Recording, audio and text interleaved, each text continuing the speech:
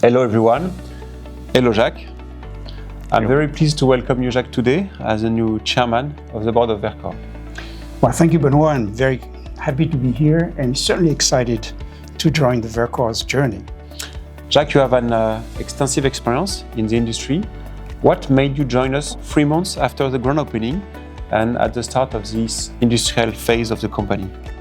Throughout my career, I led businesses in very demanding industrial and technical environments. And the reason I joined Verkor at this stage, it's because of the strength of its ambitions, because of the quality of its vision, and above all, because of the quality and the commitment of its team. And Verkor is a strategically very important project for Europe, and I certainly am very motivated to bring my contribution to the future developments and successes of Verkor.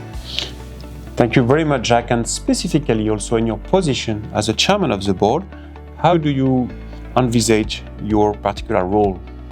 Well, as a chairman, I will ensure that the board provides direction, a sound governance, and also a constructive oversight.